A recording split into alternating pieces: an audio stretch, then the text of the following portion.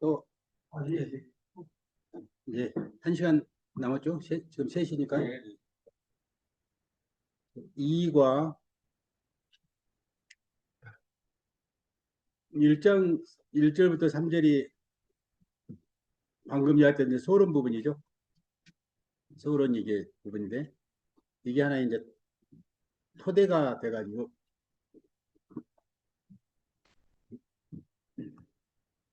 그래서 여기를 보면 이제 두 세대로 나누잖아요. 예언약과 새 언약을 딱 이렇게 토대를 나눕니다.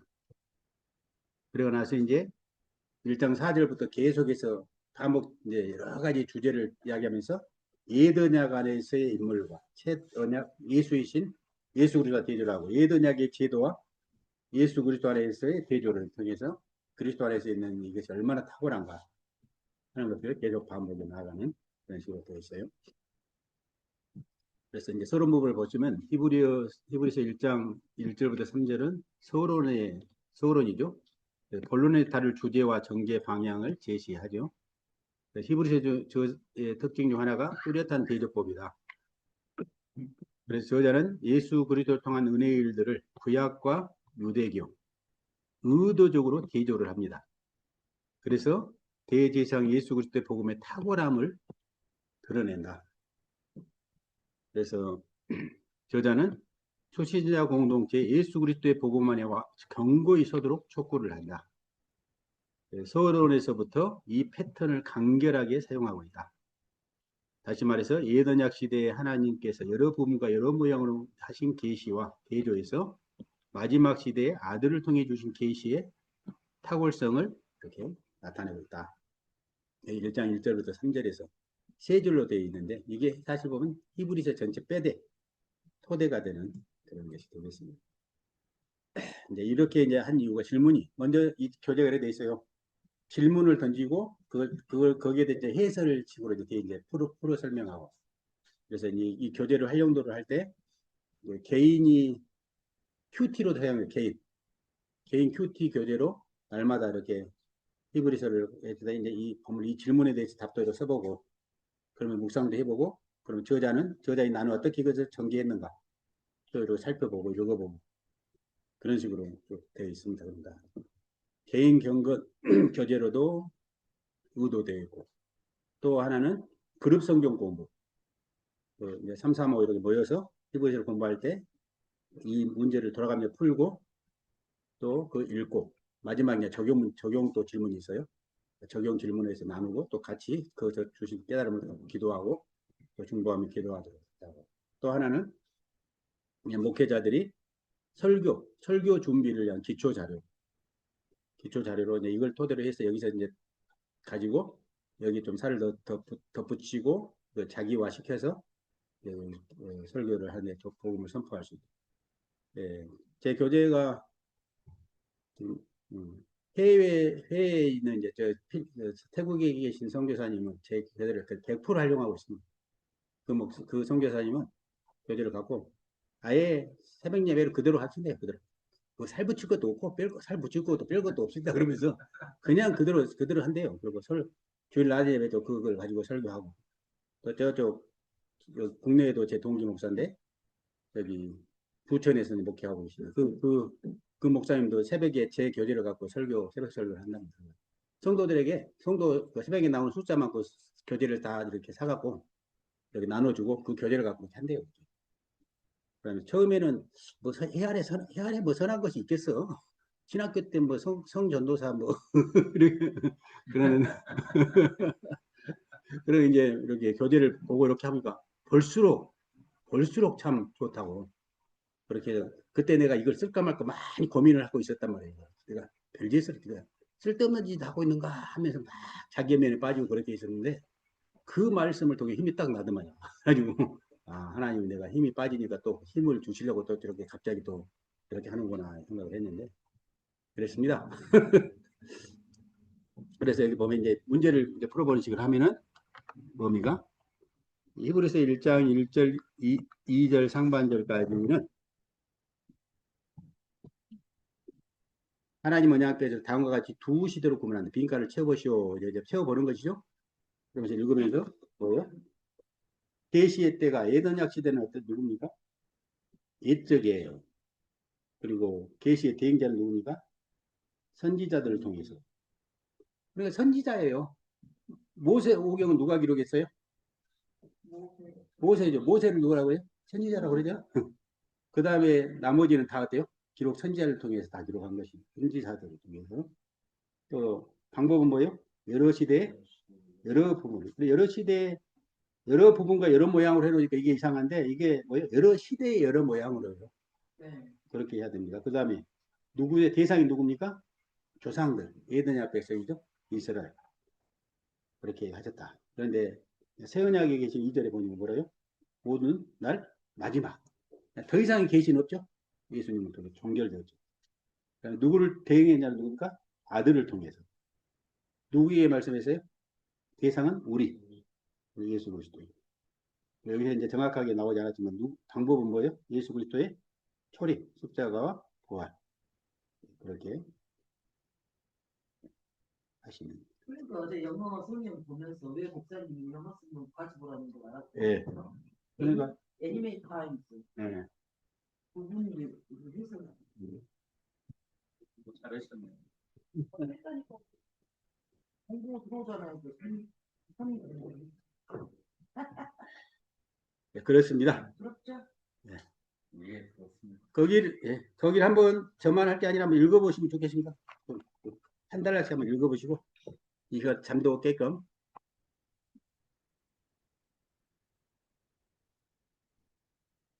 히브리서 1장 1절에서 3절은 히브리서의 서론으로 본론에서 다룰 주제들과 그 틀을 함축적으로 제공한다. 히브리서의 특징 중 하나는 강력한 대조법이다. 저자는 예수 그리스도를 통한 은혜의 일들을 구약과 유대교와 의도적으로 대조함으로써 대제사장 예수 그리스도의 복음의 탁월함을 드러낸다. 그래서 그는 소신자 공동체에 예수 그리스도의 복음에 굳게 머물도록 촉구한다.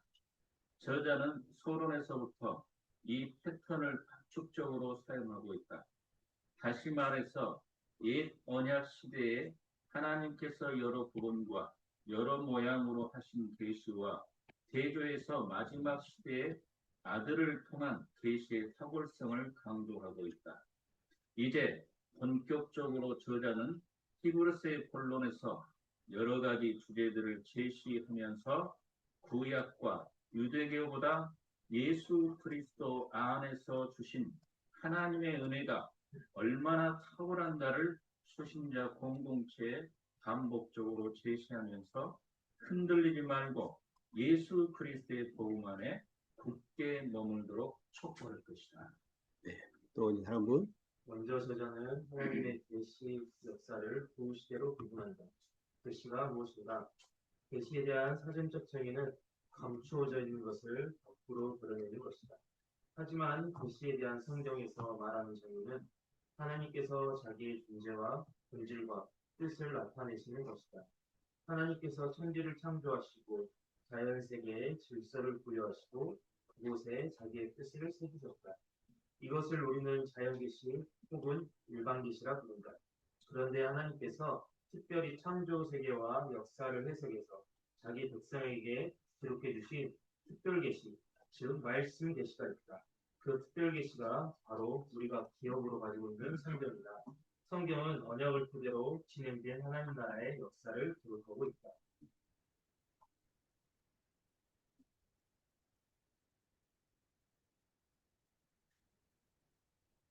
저자는 이 성경의 역사, 즉 말씀 계시의 역사를 두 언약의 시대로 구분한다. 다시 말해서 옛 언약 시대와 새 언약 시대가 무엇이다. 그런데 하나님께서 말씀하신 계시 있고 시간, 인도, 그리고 수신자가 다르다. 옛 언약 계시는 하나님께서 계획적으로 선지자를 통해서 여러 시대마다 여러 방법으로 우리 조상들에게 말씀합니다. 하나님의 계시인 구약 성경은 여러 시대마다 여러 방법으로 옛 언약 백성인 이스라엘에게 신자를 통해 말씀해 주셨다. 구약 시대에 하나님께서 말씀하신 방법은 다양하다. 그 천사들을 통해서, 환상들을 통해서, 꿈들을 통해서, 우림과 등등을 통해서, 물을 통해서, 세미한 소리를 통해서, 기사와 표적을 통해서, 그리고 다른 방법들이다.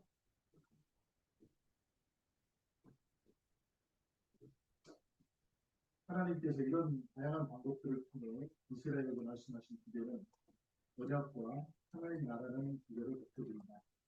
언약이라는 기대로 적용한다면 창조 언약, 노아 언약, 아브라함을 비롯한 국장 언약, 신의 산 언약과 신명기 언약인 모세 언약, 다윗 언약, 선지자들을 통한 새 언약들입니다.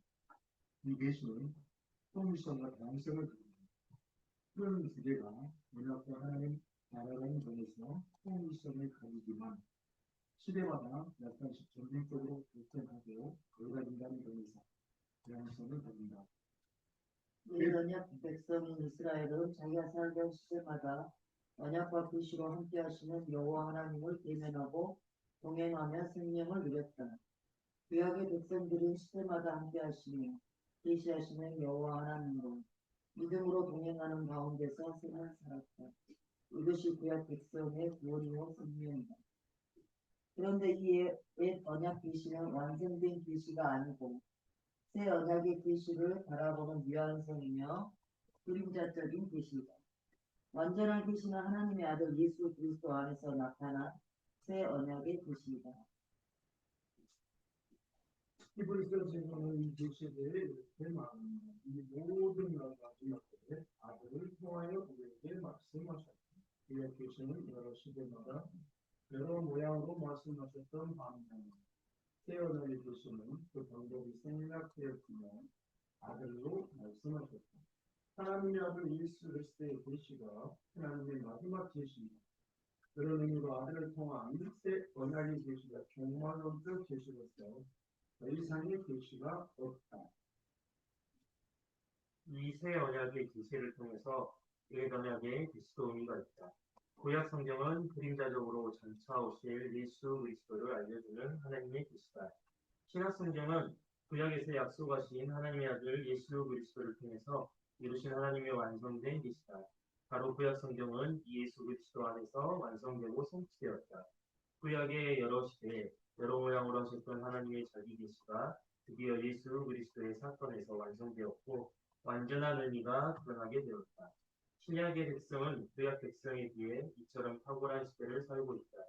구약의 삶과 생명은 어린아이와 같은 것이었다면 신약 백성의 삶은 장성한 아들의 삶이다. 구약의 백성이 등잔불의 빛 아래서 살았다면 신약의 백성은 찬란히 빛나는 태양빛 아래서 살고 있다고 말할 수 있다. 이처럼 예수 그리스도 안에서 자기를 계시하신 하나님의 계시는 구약에 비해 탁월하고 완전하고 우월한 계시다. 이 계시는 마지막 계시여서 더 이상의 하나님의 계시는 없다. 이 계시를 거절한다면 더 이상 하나님의 은혜에 나아갈 길이 없다. 그러니까 이 서론 부분만 읽어도 지금 구약과 유대교로 돌아갈 것인가 어떨까 갈등하고 이렇게 미적거리고 있는 성도들에게 어떻게 했어요? 강력한 메시지가 되죠. 강력한 메시지. 어떻게 그 어리석은 시대로 다시 호롱불 펴고 사는 시대로 돌아가려고 그러느냐. 그거죠. 그리스도 안에 있는 시대가 얼마나 탁월하고 복되는. 그러니까 우리의 설교자들의 그 의무는 해야 할 사명은 그리스도 안에 나타난 그 탁월한 계시를 진짜 이렇게 잘 표현해야 돼. 강단에서 성도들에게 그걸 잘 전달해야 됩니다. 그러면 그것이 압도가 되죠. 압도가. 그런데 그 복음은 안 전하고 자꾸 윤리적으로 도덕적으로 막 이렇게 책망하고 압박하고 그런 식으로 하니까 이게 늘 그 자유함을 누리지 못하고 늘 눌림 가운데 살아가고 복음 안에서 하나님 주신 은혜를 누리지 못하고 살아가는 거예요.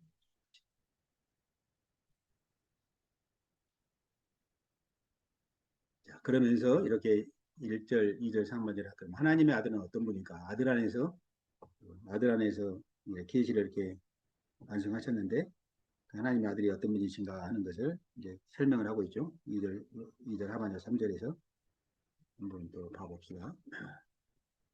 거기에 보면은 계시의 완성자인 아들이 7가지로 묘사가 되죠. 그래 보니까 2절 B, C를 보면은 이 아들은 만유의 상속자고 그로 말미암아 모든 세계를 지으셨다. 그럼 뭐예요? 창조 중보자요. 만물의 상속자이며 창조 중보자시다. 세 번째, 네 번째 묘사를 보니까 3절 A, B를 보니까 그거는 하나님의 영광의 광채시고 본체의 형상이시다.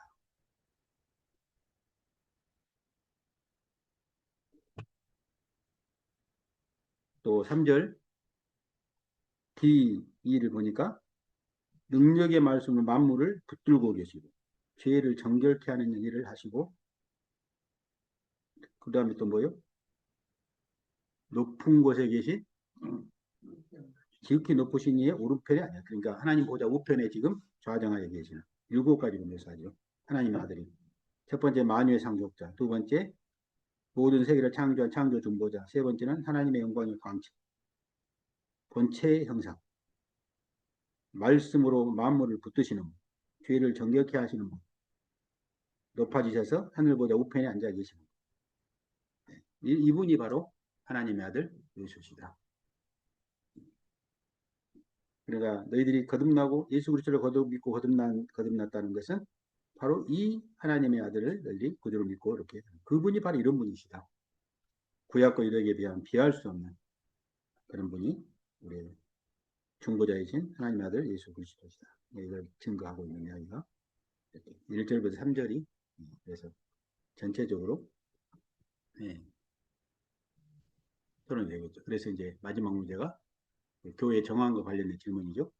예수 그리스도 안에 나타난 하나님의 계시 탁월성 안에서 히브리서를 갖고 있는 성도의 어떤 위로가 될 것인가. 더 이상의 무슨 위로의 말씀, 고면의 말씀 필요하겠어요.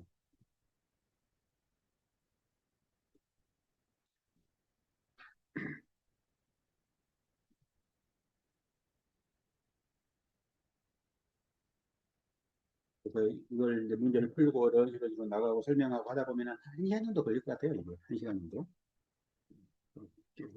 한 과를 이렇게 하는 데 있어서 소그룹으로 공부를 한다면요. 이제 이 책이 나오는 것들도 그냥 탁상에서만 앉아서 제가 이렇게 한 게 아니고 이걸 우리 교회에서 임상이 거친 교재예요. 우리는 이제 주일 오후 때는 성경 공부 시간을 해요. 성경 공부할 때 문제를 갖고 여기서 같이 나누고 문제 또한 풀고 또 서로 나누고 또 삶을 나누고 그렇게 하면서 그러면 또 수정 보완도 하고 이렇게 하면서 이제 교재가 이렇게 탄생이 되는데 자 그러면 해설의 좀 부분을 한번 또 보면요. 구약의 말씀 중보자였던 선지자들과 다르게 계시의 완성자인 아들은 어떤 분인가?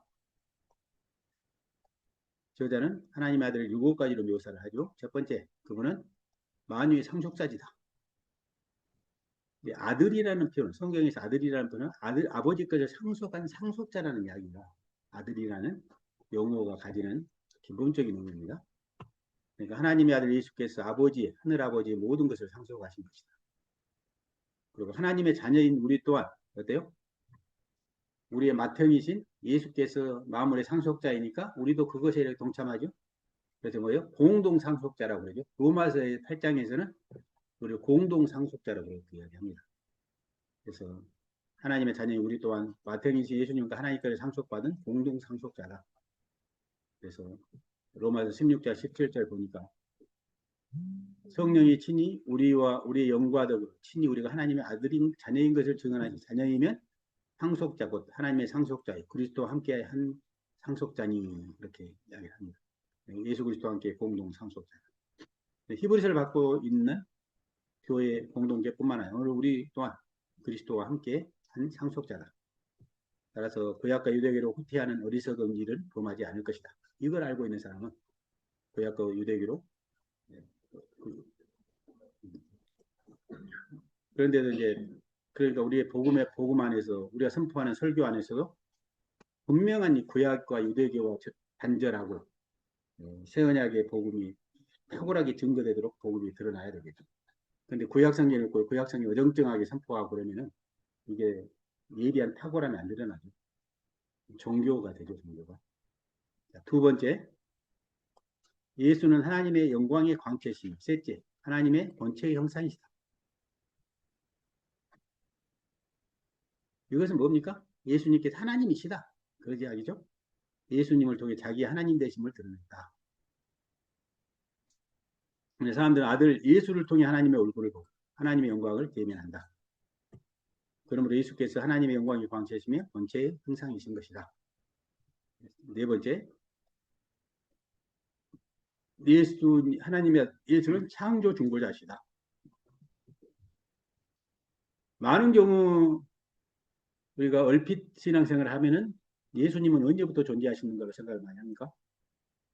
이 땅에 어린아이로 2000년에 태어날 때부터 예수님이 존재하시는 걸로 생각을 많이 하죠. 근데 그분은 창조 영원전부터 계시는 분이고 그분은 창조의 중보자시다. 하나님께 아들을 통해서 모든 세계를 지으셨죠. 그래서 사도 요한도 요한복음 1장 3절에는 그렇게 합니다. 만물이 그로 말미암아 지은 바 되었으니 지은 것이 하나도 그가 없이는 된 것이 없습니다. 창조 중보자, 중보자라는 말이 함께 하시는 의미가 있으신가? 또 다른 역할을. 그러니까 예수 그리스도를 통해서 지금 이렇게 만물이 되었다. 하나님께서 말씀이신 예수님을 통해서 이렇게 창조했다. 그렇게 되는 거예요. 그러니까 창세기 1장을 보면은 하나님이 말씀하시되 이제 말씀 하나님이 이르시되 이렇게 하신 그것을 이제 말씀이신 예수 그리스도로 해서 예수 그리스도 아들을 통해서 지으셨다. 우리의 구원의 중보자 했을 때도 예수님께서 하나님과 우리 사이에서 그 중보 역할을 감당함으로 구원의 일을 이루셨듯이 모든 만물을 지으실 때도 하나님께서 만물과 하나님 사이에서 창조자 하나님 사이에서 창조 역할을 에이전트라고 하면 좀 번호도 약하고 그런 역할을 이렇게 하는 거죠. 그다음 다섯째는 뭡니까? 자기 능력의 말씀으로 만물을 붙이시. 창조만 하고 끝내버리신 분이 아니라대요. 자기의 능력의 말씀으로 만물을 붙들고 계신다. 지금도 붙들고 계십니다. 다 모든 천지 만물의 모든 것들이 하나님 아들 예수 그리스도의 섭리 안에서 지금도 운행하고 있다. 그래서 많은 경우 그 프로테스탄트 데이즘이라는 신학적인 용어가 있잖아요. 신교적 이신교. 이 세상에 신관이 여러 가지가 있는데 하나님 신이 너무나 신성이 넘치니까 막 흘러 넘쳐갖고 유출설이라고 그래요. 유출설. 천지 만물이 어떻게 지어진 거예요? 하나님 의도와는 상관없이 신의 의도와는 상관없이 자기의 신성이 너무 넘치다 보니까 흘러 넘쳐버려가지고 천지 만물이 만들어진 거예요. 그러니까 천지 만물이 다 뭐가 된 거예요? 다 신이 된 신. 이게 범신론적인 사고죠. 모든 만물이 다 뭐예요? 신이다. 그런데 하나님은 천지를 창조하실 때 그런 게 아니죠? 우연이 아니잖아요. 의도를 가지고 계획적으로 창조하셨잖아요. 네. 그럴 뿐만 아니라 네. 또 하나의 신관이 있다면 이제 데이즘은 뭡니까? 이신론이라 이신. 그러니까 신이 뭐 피조물을 만들고 거기에 어떤 질서와 법칙을 만들어두고 자기는 이제 손을 걷어버린. 그래서 그 모든 피조물은 뭐죠? 그 신이 만들어놓은 법칙과 원리를 따라서 그냥 스스로 작동하도록 만들어놓은. 그러다 보니 이제 이게 데이즘이죠. 그러니까 프로테스탄트 데이즘이란 뭐냐? 개신교도들 좀 이런 데이즘적인 신관을 가지고 있는 사람 많다는 거예요.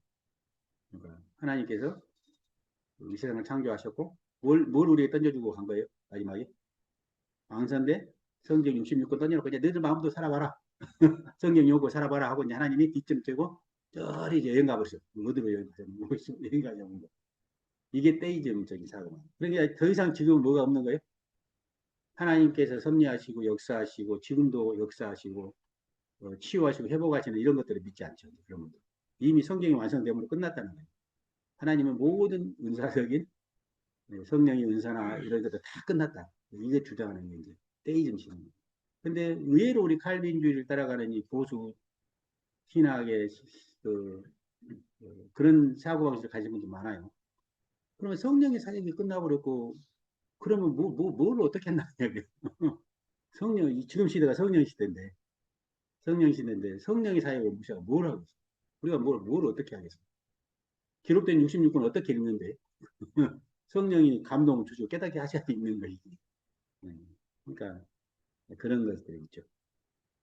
여전히 지금 예수 그리스도께서는 창조의 중보자일 뿐만 아니라 창조하신 세계를 계속해서 지금도 붙들고 섭리하시고 운행하시는 겁니다. 여섯 번째는 뭡니까? 죄를 정결케 하는 일을 했죠. 자기 몸을 희생제물로 삼으셨고 신이 자기 자신의 대제사장이 되어 단번에 영원한 속죄 제사를 드리죠. 구약 같은 데는 어때요? 구약은 반복적인 피 흘림이 있죠. 반복적인 피 흘림. 또 사람이 어때요? 사람 가운데 연약한 가운데 택함을 받았기 때문에 구약의 대제사장들 어때요? 영원히 살 수 없어요. 죽으면 또 죽어. 그리고 그를 위한 또 다른 제사장이 필요해요. 반복적인 피 흘림과 이런 것이 구약의 제사 한계다. 근데 그것도 어때요? 효력이 없다고 그러잖아요. 히브리 뒤쪽에 보면 이게 개혁할 때까지 그냥 맡겨둔 것일 뿐이라 그래요. 실체이신 예수 그리스도가 오므로 그분은 어때요? 친히 자기 자신이 대제사장이 되셔서 자기 자신을 제물 삼으셔서 구약의 모든 5대 제사법, 모든 절기를 단번에 성취하시고 완성하시고 폐하셨죠. 그런 일을 이루셨죠. 그런데도 여전히 구약 같은 유대교로 돌아가자니 그게 아니 된 것이죠. 영원한 속죄의 제사죠. 그냥 더 이상 반복되는 피 흘림이 필요 없죠. 그래서 첫사람 아담 이후로 온 인류의 악노라던 죄의 문제가 해결되고 그런 의미로 히브리서 주제가 대제사장이신 예수 그리스도. 이게 히브리서의 주된 주제입니다. 나머지 주제는 하위 주제, 최상위 주제가 예수께서 대제사장이라는 사실이죠. 그래서 이 제목, 히브리 탐구 여행의 부제가 우리 영원한 대제사장 예수. 그렇게 이제 타이틀을 잡은 것입니다. 예수의 사역 중 죄를 정결케 하는 일이 가장 중요한 일입니다. 일곱째, 예수는 높은 곳에 지극히 크신 이의 우편에 앉아 계십니다. 우편에 앉아 계십니다. 예수님은 단지 죄의 문제만 해결하신 분이 아니라 사망의 권세를 깨뜨리셨고 배후의 역사는 사단 마귀의 세력을 파하셨고 그리고 부활 승천하셔서 만왕의 만주의 주로 하나님 보호자 우편에 등극하셨죠. 그래서 예수께서는 땅의 성소가 아니라 하늘 성소의 보좌의 만왕의 양으로 치입니다. 그 모습을 어디서 우리에게 보여줘요? 요한계시록 5장에서 우리에게 보여주죠. 거기에 보면 성부 하나님의 보좌를 누가 공유해요? 어린 양 대신 예수 그리스도가 공유하고 거기에 누가 또 동참해요? 같이 신구약 백성의 대표가 되는 24 장로가 거기에 함께해요. 이꼬로 항등식이 하나님의 보좌 이꼬로 예수 그리스도의 보좌 이꼬로 온 성도의 보좌 이꼬로 되는 그 일이 창세기 4장 요한계시록 4장 5장 이렇게 이야기하고 있죠. 그러니까 하나님의 아들 예수의 낮아지심과 높아진 사역을 통해서 세상을 향해 하나님의 뜻이 온전하게 설치됐죠. 하늘에 계신 하나님의 뜻이 땅에서 이루어지는 이것이 마지막 날에 아들을 통해서 생명약 백성인 우리에게 말씀하신 계시다. 아들 안에서 이루어진 이 계시가 세상을 살리는 계시고 하나님의 특별한 은혜다. 이렇게 이야기합니다. 그래서 히브리서 저자는 히브리 서론에서부터 예수 그리스도를 통한 하나님의 계시의 탁월성을 얘기해요. 그러니까 성경의 서론은 그냥 그러니까 뭐 도입하고 이렇게 하는 게 아니고 엑기스와 같이 했대요. 항상 서론에 그 전체 주제 엑기스처럼 녹아들는 게 성경의 서론 부분입니다. 근데 서론만 잘 이해하면 그 전체를 이해하는 것이죠. 그 이유가 뭔가? 히브리서를 받는 수신자 공동체 상황과 관련되죠. 그 히브리서를 받는 교회는 지금 예수 그리스도를 믿는다는 이유로 유대교로부터 핍박과 해유를 받고 있어요. 구약과 유대교에 돌아오라는 거예요. 예수를 버리고 이단자 예수 그리스도를 버리고 돌아오라는 겁니다. 그래서 어떤 이들은 재산상의 손해를 본 정도로 박해를 겪었어요. 앞으로는 이 박해가 줄어든다는 게 아니라 더 큰 박해가 지금 얘기되는 상황입니다. 이런 교회의 저자는 유대교가 그토록 돌아오라고 촉구하는 구약과 유대교에 주신 언약의 계시가 하나님의 아들 예수를 통한 하나님의 계시에 얼마나 어리석은지를 드러내고 있습니다. 서론에서. 그래서 어떤 핍박과 해이를 받는 그런 고통스러운 상황을 겪을지라도 절대로 구약과 유대교를 흡하지 말고 탁월한 하나님의 아들의 계시에 머물라고 그들을 촉구하고 있습니다. 그렇죠? 새 시대 새 언약의 백성들은 구약과 유대교에 비해 탁월한 하나님의 은혜를 살고 있습니다. 신약 시대의 백성인 우리 그리스도인들이 이 이론을 위로와 힘을 우리가 받은 위로와 힘은 바로 예수 그리스도 안에 있습니다. 예수 그리스도 안이 우리의 생명의 능력입니다. 예수 그리스도 전적으로 의지하고 신뢰할 때 우리의 삶은 능력 있는 삶이 됩니다. 그러니까 진짜 우리가 구약성 읽어놓고 구약 백성에게 메시지 전하듯이 우리 신약 백성이 하면 큰일 납니다. 진짜 큰일 납니다. 항상 구약이 아까 우리가 오전에 이야기했다시피 구약 성경도 누구를 가르친다고? 예수 그리스도를 가르친다고. 그러니까 결론은 기승전 뭐예요? 예수 그리스도예요. 예수 그리스도. 그래서 그 구약의 어떤 본문을 택해서 했다 하면 그것이 이제 이체 독자인 그리스도 안에 있는 우리의 어떤 은혜로 다가오는 그 메시지가 결론입니다. 그러니까 성도들 입장에 어떻게 보면 저희가 똑같이 들리네? 그렇게 생각할 수 있어요. 지난주에 했던 거 똑같아. 1년 전에 했던 거 똑같은 거네. 그렇게 생각할 수도 있죠. 그런데 우리가 지난 복음 전하는 거지. 뭘 전하요? 복음을 전하는 거잖아요. 그러니까 자꾸 유혹을 받는 거예요. 그 복음을 전하면 좀 이게 약한 것 같고. 그러니까 뭐예요? 강력하게 무슨 뭡니까? 뭐 펀치를 날리는 어떤 뭐 교훈점 이런 걸 하나씩 딱 날려야지 좀 성들이 번쩍번쩍 하는 것 같고 정신 차리는 것 같고 이런 유혹을 받는다면 아니에요. 복음을 전하면 그 안에서 스스로가 스스로 비춰가지고 그렇게 살아가게 됩니다. 자꾸 우리는 자꾸 어떤 윤리적인 어떤 강펀치를 하나씩 날려야 된다는 생각들을 많이 가지고 있는 것 같은데 그렇지 않은 것 같고요. 한번 실제로 하듯이 한번 해봅시다. 여기 오늘 배운 것을 복습하십시오. 오늘 배운 내용 중에서 하나님께 당신에게 이해하고 배우고 실천하기 원하는 본이나 성구를 한두 개씩 지적해 주시도록 기도하십시오. 그리고 난 후 다음 질문에 답하십시오. 한번 적어보십시다. 여기 적어보십시오. 우리는 그렇게 실제로 합니다. 이게 공부하고 나면 이렇게 한 3분, 4분 이렇게 시간을 주어요. 한번 써보라고. 교회에서 이제 성금 할 때, 그러면 다 적으면 갖고 이제 돌아가면서 그걸 갖고 나누고 마지막에 이제 그걸 가지고 이제 같이 통성을 기도하기도 하고 두 명씩 짝을 주어서 또 같이 기도하고 기도 좀 나누고 기도하기도 하고 그렇게 이제 그때 다양하게 방법을 합니다.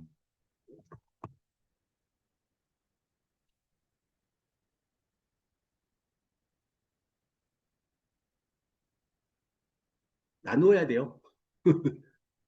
자기의 입을 벌려서 고백을 하고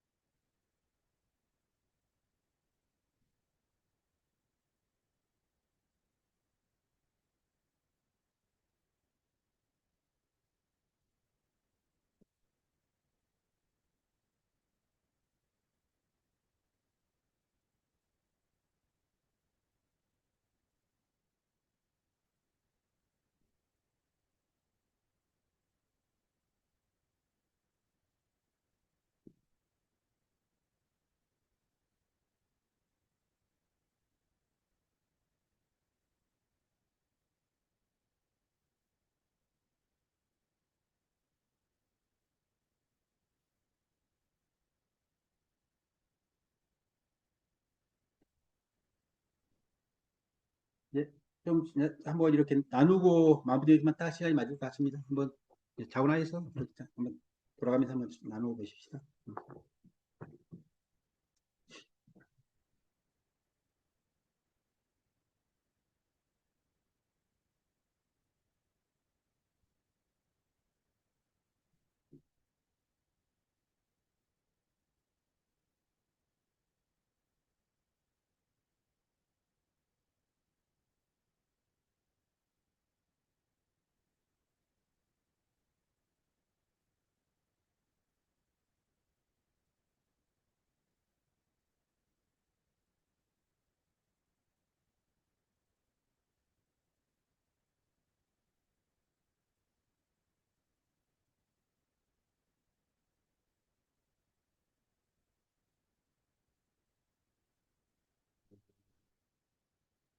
예수 그리스도의 사고성,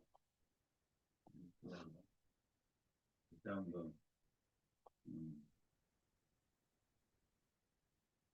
해보게 되는 그런 시간이었고, 모든 것에 뛰어나신 하나님의 통합성, 예수의 통합성이 그것이기 때문에 나의 그 어떤 것도 그리스도께 속하고 그 통합하신 예수 그리스도 안에 있음을 즐거워하자. 이렇게 설명했습니다. 네.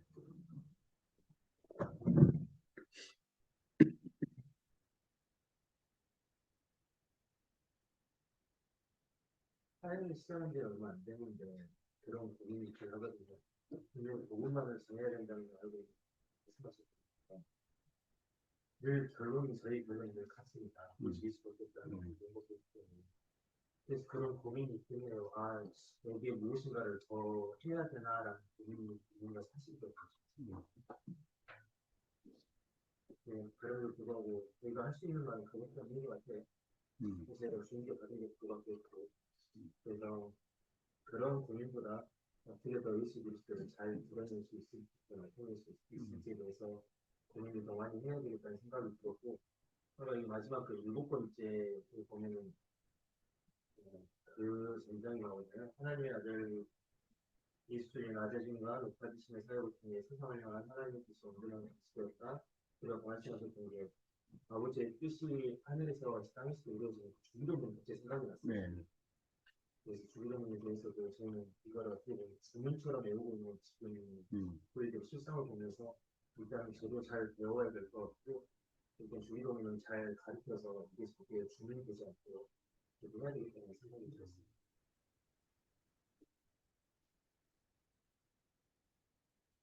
아, 그렇게 하겠네요.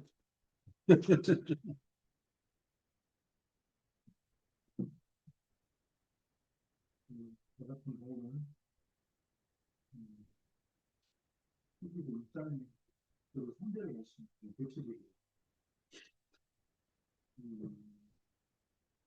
요한복음에서 말씀하신 예수님이 이런 말씀이죠. 나를 본 자는 아버지이고 네. 내가 나를 들은 자는 아버지 말씀이고 일반 사회의 표현처럼 나를 그를 이루어 만진 자다. 한편으로 통해서는 하나님 하나 되는 게 말씀하시는데 오늘 또 7節까지 말씀하신 후에 그 마지막 그 부분은 36편이 첫 번째 거거든요. 그 만주의 주요 만하게 원하는 그 불을 보셨다. 그리고 그 이후에 이런 부분 잘 묵상하거든요. 그래서 이제 보통 그렇게 묵상하는 분들이 참 흥미가 있을 겁니다. 그 중국 이후에 여기에서 사람 오장에서 이어지는 그분의 모습 이런 부분들은 쉽게 폭넓게 이렇게 잘 묵상 안 됐어요. 예수님에 대한 본질적인 실체를 굉장히 좀 제한하고 싶지는 않아요. 그런 생각을 저는 해봤습니다. 근데 이런 생각을 하다 보니까 지극히 높은 곳에 중리가 있었다. 만왕의 왕으로 중리가 있었다. 갑자기 우편이라는 그런 말씀이 생각났어요. 하나님의 우편이 하면서. 근데 이걸 보통 우편이라고 하는 그 부분을 이걸 이해할 때 완전하다. 공부나시다. 원래의 자리로 돌아가신 그 다음에 심판이다. 이렇게 이해해요. 통치자 주권자의 오른손이야. 민족 이렇게 하고 있는데 네. 이게 이 사람들께 이분이 하나님이시지. 이분 자체가 참 하나님이시지. 이런 느낌. 그러니까 그 성자 예수라는 개념을 넘어서서 예수님의 그 실체이면 좀 깬다. 그런 느낌. 그러니까 몇 번째인가 세 다섯 번째 만물을 붙들고 계시는 거죠. 우편에 계셔서 성령 안에서 좀 함께 하시고 계십니다.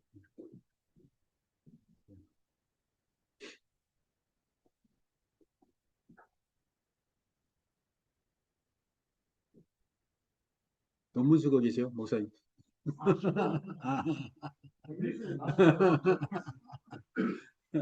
아, 여기 요약하고 먼저 하시고 제가 편의점 저는 아까 그 목사님이 바라는 게 식당 말씀하실 때 미술을 바라보자 이게 바로 떠올랐고요.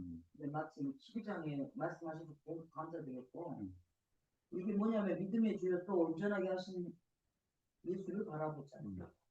우리가 갖고 있는 최고의 믿음의 실체라고 생각합니다. 그리고 두 번째, 당신의 기도를 받고 싶고요. 이걸 딱 하는데 무슨 기도를 받고 있는 기도? 그게 갑자기 찬양하나. 아버지 당신의 마음이 있는 곳에 나의 마음이 있기를. 그리고 오늘 학습에 대한 반응으로는 제가 지금 어제 히브리어 이거 영문으로 같이 간다고 했잖아요. 그거 완수해야 될 것 같다 생각하고 배우고 확실한 일에 그거라는 사인을 많이 주시니까 목사님 말처럼 종교인에서 벗어나서 그리스도인 됐잖아요. 지금 복음 가운데 반드시 사명을 갖고 있는 겁니다. 오늘 이 모임에 인도하시니 아버지 뜻이라는 순간에 그 생각 갖고 마무리했습니다. 저는 그 하나님께서 천지를 창조하시는 그 초보라는 표현인데 좋다라는 표현 속에 초보를 했어야 돼요. 취임이 좋다는 말까지 오늘 우리 목사님이 가르친 쪽에서 히브리서의 그 대조고 더 낫다, 더 좋다. 이게 이런 네 가지는 없는 거예요. 그래서 제가 이걸 잊어버리지 않기 위해서 게마트리아를 공부하는 저로서는 14가지로 다 썼어요. 1. 더욱 아름다운 일. 2. 더욱 영광을 받을 만한 것. 3. 더 좋은 소망. 4. 더 좋은 언약의 보증. 5. 더 아름다운 직분. 6. 더 좋은 약속. 7. 더 좋은 언약의 비밀자. 8. 더 크고 온전한 장막. 9. 더 좋은 재물. 10. 더 나아서 영광 소유. 11. 더 나은 본향. 12. 더 좋은 부활. 13. 더 좋은 것. 14. 더 나은 것을 말하는 뿌리 피. 이제 이거에 대해서 이제 딱 들어보니까 성경 1189장은 지금 에레미야하고 시편만 제외하고 나머지 다 제 목소리 목소리로 녹음을 했는데 구약이 전체 주제가 예수님 오실 예수님이시고 또 신약이 오실 예수님인데 예수님에 대한 이 정체를 또 오늘 방금 히브리서 12장 1절에서 3절 서론 부분에 히브리서에 나타난 하나님의 아들 7가지 치지 않습니까? 예수는 만유의 상속자, 예수는 하나님 영광의 광채, 예수는 하나님의 전체에 의해서 예수는 하나님 아들 창조자 중보자, 창조 중보자. 5. 예수께서 자기의 능력의 말씀을 듣으신다. 6. 예수께서 죄를 정결케 하는 일을 하신다. 영원한 비세상 예수 그리스도를 지칭한다. 7. 예수는 높은 곳에 계신 지극히 크신 이의 우편에 앉아 계신다. 우리가 믿고 계신 우리 예수님이 또 히브리서 11장에 있는 그 구약의 옛성도들의 모습과 나왔지만 지금은 히브리서 12장 2절에 오직 믿음의 주 언덕되시는 예수를 바라보자 이런 부분에 있어서 실존하신 예수님께서 우리 안에 성령으로 일구하고 계시는데 우리가 여러 상황 속에서 힘들고 어려울 때마다 상황이나 여건이나 환경을 쏘는 것이 아니라 예수님을 붙들고 그 예수님을 인도하시는 대로 이미 모든 문제뿐만 아니라 우리의 과거 현재 미래를 쓰고 계신 영원한 대표상 계신 예수 그리스도를 온전히 믿고 바라보고 신앙생활을 잘해야 되겠다. 주의 종에 맡은 것하며 잘 감당해야 되겠다.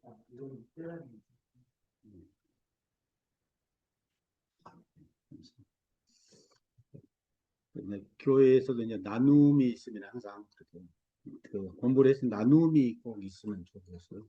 그냥 돌아가는 게 아니라 조금이라도 좀 붙여놓고 서로 나누고 귤남 예배도 말씀을 들었다면 그걸 좀 나눌 시간도 되면서 기도하는 그게 더 세계지죠. 자, 오늘은 이제 이 정도로 마무리 짓고 이제 다음 주에는 또 이제 이어서 이제 3과부터 또 3과부터 또 시작을 하도록 하겠습니다. 그럼 어때 시간을 어떻게 아까 오신 분이 그 목요일 저녁이 목요일에 가능하다는 이야기죠? 그분이? 줌이요? 예. 줌은 요일 필요 없어요? 상관없어요? 동안 괜찮을 것 같아요. 예. 화요일 날도요? 낮에가 이제 목요일만 되는 아, 낮에가 목요일이면 된다는 거죠. 오픈. 예. 맞아요. 네, 이것이 이제 한번 더 이야기를 한번 해보죠.